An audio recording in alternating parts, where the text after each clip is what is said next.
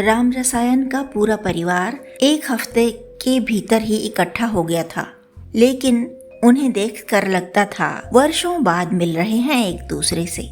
आकाश की आंखें कुछ और अधिक विराट हो गई थी, हवा की मधुरता कुछ और अधिक बढ़ गई थी, धरती का हृदय कोमलता से भर गया था और बगल वाले पार्क के फूल पौधे पेड़ पत्ते सबकी खिलावट बढ़ गई थी। कुछ देर वे 6 लोग गुच्छा बने झूमते रहे। फिर सबसे पहले आरती उछलकर अलग हुई।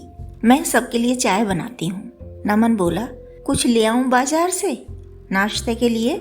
संध्या ने कहा, अभी तो शादी से आए लड्डू मठरी बाकी हैं। सुमित्रा जी हंसी, और हम भी मिठाई लाद लाए हैं, नमकीन भी है साथ में। चाय नाश्ते के बाद थोड़ी बहुत हल्की फुल्की बातें हुई और तय किया गया कि आज बाटी चोखा का आनंद लिया जाए। पश्चिम वाले आंगन का खराब बल्ब हटाकर नया लगा दिया नमन ने।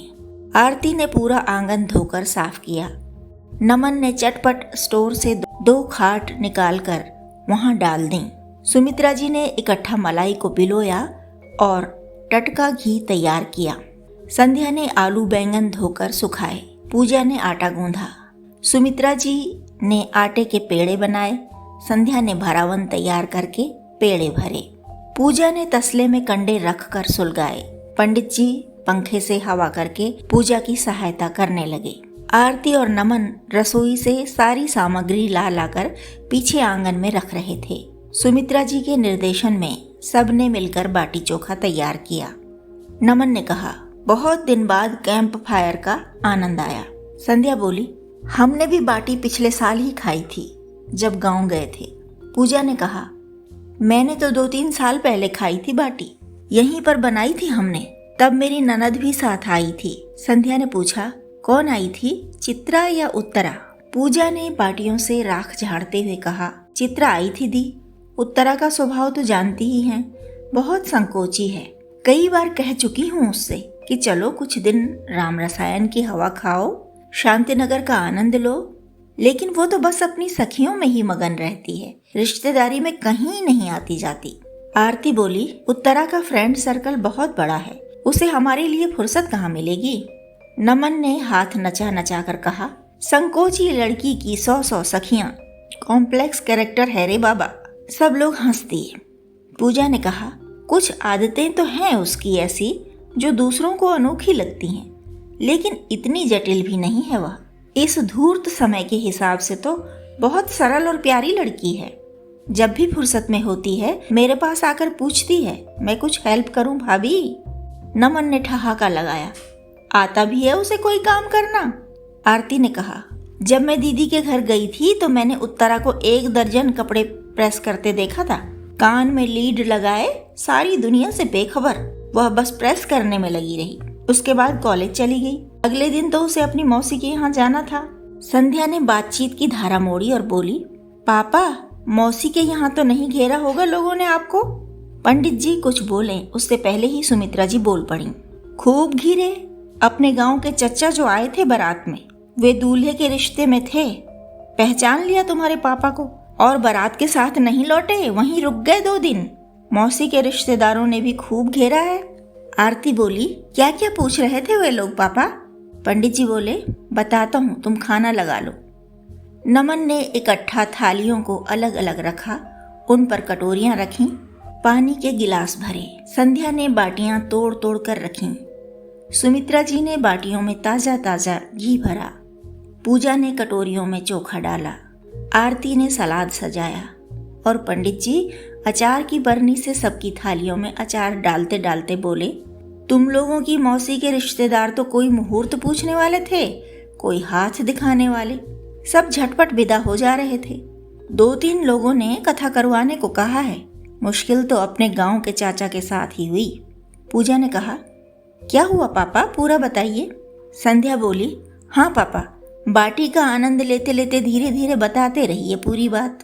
पंडित जी बोले, वो जो चाचा है ना, खुद तो खड़ूस हैं ही, उनकी धर्मपत्नी उनसे भी बढ़कर हैं। नमन ने चट से कहा, खड़ूसाइन। तीनों बहनों की बड़ी तेज हंसी छूटी। सुमित्रा जी ने गुस्से से नमन को देखा। खाते समय हंसा रहे हो, किसी को धसका लग गया तो? नमन ने सिर झुका लिया। तीनों बहनों ने हंसी रोक ली। पंडित जी ने फिर से कहना शुरू किया, वो चाचा जो है ना, खुद तो अपनी चादर के अनुसार पैर नहीं फैलाते और परिवार से चाहते हैं कि पैसा खर्च न करें। एक तो परिवार की आय ही कम है, किसी में कोई हुनर नहीं, पढ़ने लिखने में कोई आगे नहीं, खेती भी आलसियों की तरह करते हैं। चाची को घर संभालने में खास रुचि कभी रही नहीं। बहुएं भी पहले ठीक ठाक रहीं, लेकिन खरबूजे को देखकर खरबूजों ने रंग बदलना ही था। सास अगर कुशल गृहिणी न हो तो नई लड़कियों से कैसे आशा पाल सकती है? उनके यहाँ यही सब चलता रहता है। बहुएं भी पहले चुप रहती थीं, लेकिन अब तो सब बाल बच्चों वाली हो गई हैं। उनसे भी कैसे देखा जाएगा अंधेर नगरी चौपट राजा वाला हाल? आखिर बच्चों के भविष्य की चिंता तो उन्हें सताएगी ही। नमन बोला, तो वो आपसे क्या चाहते थे पापा? सुमित्रा जी बोली, अरे वो तो रट लगाए थे कि हमारे साथ गांव चलो। हम लोग कहते रहे कि 2 महीने पहले तो गांव गए ही थे, उन चाचा के घर भी गए थे, समझाया ही था जितना समझाना चाहिए था। आरती ने पूछा, तब आपने पिंड कैसे छुड़ाया पापा?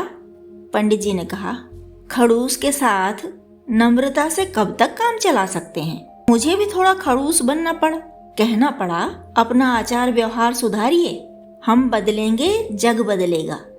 कहना पड़ा कि आप अपने परिवार के लिए ही तनिक कष्ट नहीं सह सकते, तो भला देश के लिए, समाज के लिए, गांव गली के लिए ही क्या सहेंगे?